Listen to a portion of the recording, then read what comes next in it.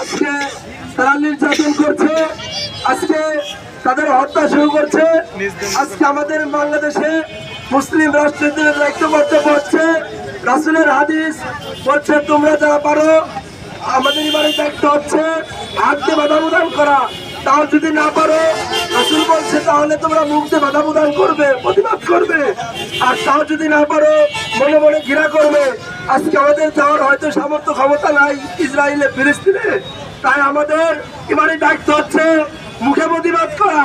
আমরা আজকে ইসরায়েলি পণ্য যেগুলো আছে সেগুলো আমরা খাবো না, সেগুলো আমরা আজকে তাদেরকে আজকে বয়কট করবো। রাজি আছে তো?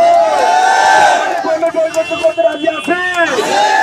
দেখতে পাচ্ছি আজকে ওইগুলো যদি আমরা কিনে কিনে খাই তাহলে তাদেরকে অ্যামাউন্ট যাচ্ছে, ওই টাকা দিয়ে তারা ফিলিস্তিনের উপর নির্যাতন নিষ্পেষিত করছে।